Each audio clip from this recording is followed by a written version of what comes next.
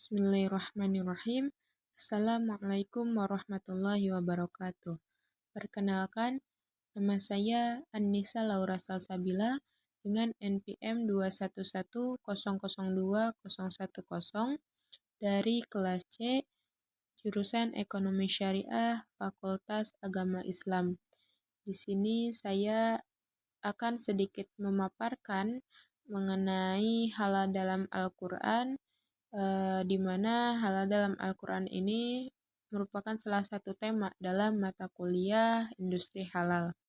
Bagi umat Islam, Al-Quran menjadi landasan utama dalam menentukan segala hal dalam kehidupan. Tema tentang makanan halal ini menjadi salah satu pembahasan penting karena bersinggungan dengan kehidupan masyarakat Muslim dalam kehidupan sehari-hari. Para ulama melakukan ijtihad dan juga kajian panjang lebar tentang halal dan haram yang terangkum dalam kitab-kitab fikih yaitu hukum Islam. Mekanisme perumusan halal dan haram ini tidak bisa begitu saja dilepaskan dari sumber aslinya, yakni Al-Quran dan hadis. Ada banyak ayat di dalam Al-Quran yang menjelaskan kata halal. Nah, dalam konteks konsumsi, ada sejumlah ayat yang spesifik membincangkannya.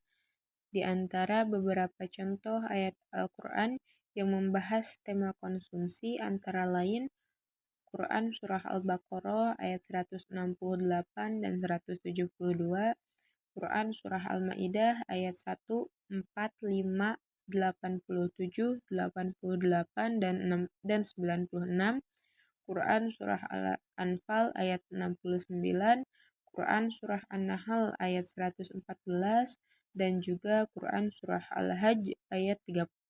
Dalam Quran Surah Al-Baqarah ayat 168, Allah berfirman, A'udzubillahi minasyaitonirrajim, Bismillahirrahmanirrahim.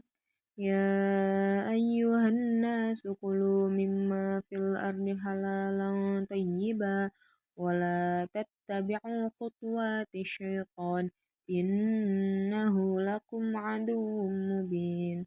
Sadaqallahul azim, yang artinya, wahai manusia, makanlah dari apa yang ada di muka bumi yang halal lagi thayyib, dan janganlah kalian mengikuti langkah-langkah setan.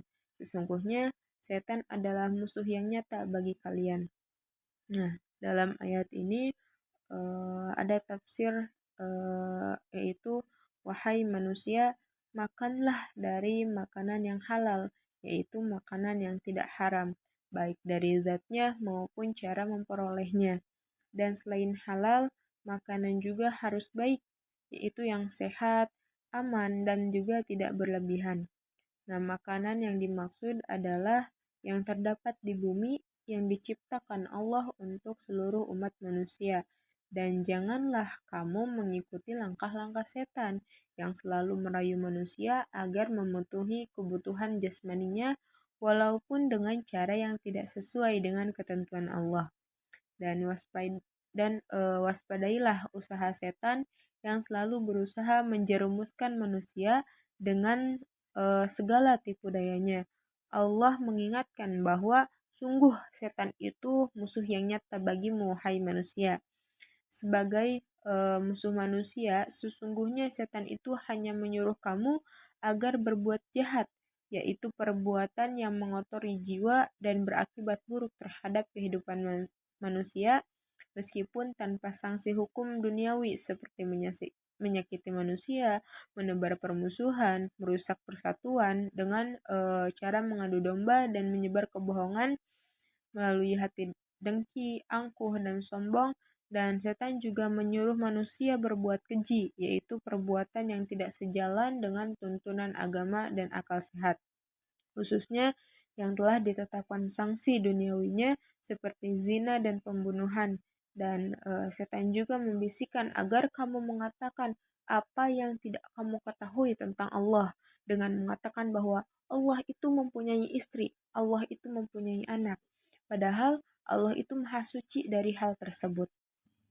Kemudian Imam Al-Qurtubi dalam tafsir Al-Qurtubi menjelaskan bahwa ayat tersebut turun berkenaan dengan Bani Thaqif, Bani Khuza'ah, dan juga Bani Mudlaj yang mengharamkan makanan tertentu bagi mereka. Menurut Imam Al-Qurtubi, halal dalam ayat tersebut adalah hal atau sifat dari sesuatu yang dikonsumsi.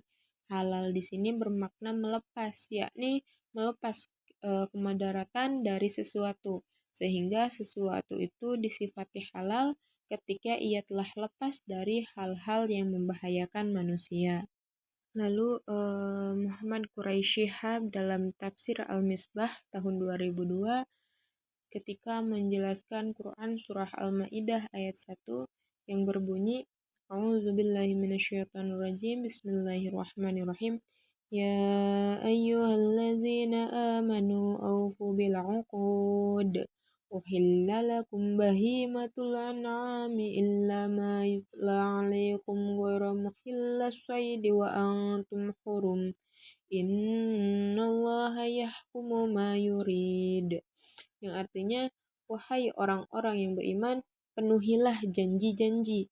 Hewan ternak dihalalkan bagimu, kecuali yang akan disebutkan kepadamu, dengan tidak menghalalkan berburu ketika kamu sedang berihram, baik itu haji maupun umrah. Sesungguhnya Allah menetapkan hukum sesuai dengan yang Dia kehendaki.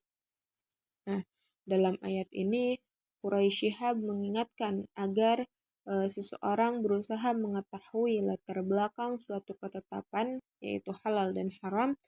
Hewan ternak yang dihalalkan di dalam ayat tersebut tidak lepas dari akad-akad yang dipersyaratkan oleh Al-Quran dan Sunnah Nabi.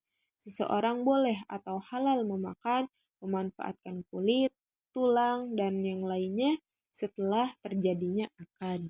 Akad itu berupa iman kepada Allah yang dibuktikan dengan penyebutan asma Allah ketika menyembelih. Nah, tidak menyembelih hewan yang dilarang oleh Rasulullah seperti hewan bertaring dan hewan-hewan sebagainya sebagai wujud ketaatan seseorang kepada Rasulnya. Akad ini kepada diri sendiri dan orang lain seperti tidak berburu atau menyembelih hewan ketika seseorang sedang hurum atau berhaji. Kemudian pada surah Al-Maidah ayat 4 dan 5 yang berbunyi A'udzubillahi minasyaitonirrajim Bismillahirrahmanirrahim Yas'alunaka madza uhilla lahum qul uhilla lakumut thayyibat وما علمتم من الجوارح مكلبين تعلمونهن مما علمكم الله فكلوا مما أمسكنا عليكم واذكروا اسم الله عليه واتقوا الله إن الله سريع الحساب اليوم أحل لكم الطيبات وطعام الذين أوتوا الكتاب حل لكم وطعامكم حل لهم والمحصنات من المؤمنات والمحصنات من الذين أوتوا الكتاب من قبلكم إذا آتيتموهن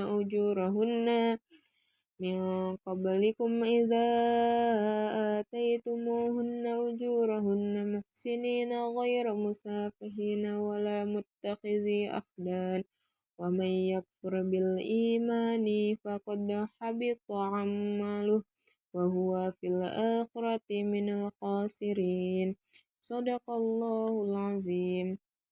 Nah, dalam ayat ini dijelaskan bahwa dihalalkan bagi kalian semua hal yang baik-baik, yakni makanan yang tidak bertentangan dengan perintah agama sebagaimana telah dijelaskan pada ayat 3 surah ini.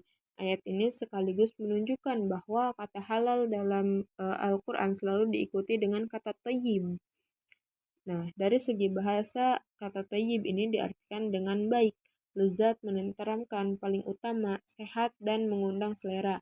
Menurut Ibnu Katsir, dalam tafsir Ibnu Katsir, yang dimaksud thayyib adalah mengenakan badan dan tidak membahayakan badan dan akal manusia. Quraisy Shihab mengatakan bahwa yang dimaksud thayyib adalah makanan yang tidak kotor dari segi zatnya, tidak kadaluarsa dan tidak mengandung najis. Makanan yang sehat, proporsional dan aman juga tidak membahayakan. Nah, sehingga bisa dipahami bahwa anjuran agama untuk meninggalkan makanan yang syubhat ini karena bisa jadi makanan tersebut tidak aman bagi tubuh seseorang. Kemudian dalam konteks yang lain, halal ini tidak hanya identik dengan makanan, melainkan juga berkaitan dengan barang dan jasa. Nah, dalam Quran Surah An-Nahl ayat 5-7 dan juga Quran Surah Al-Mu'min ayat 78-90 menegaskan tentang kekuasaan Allah yang menciptakan hewan ternak yang dapat dimanfaatkan untuk membuat pakaian dan alat transportasi. Akan tetapi, benang merah yang perlu digarisbawahi adalah adanya akad dalam dimensi hubungan manusia dengan Allah. Nah, ketaatan kepada Rasulullah dan hubungan manusia dengan sesama serta manusia dengan ciptaan Allah sebagaimana disebutkan di awal.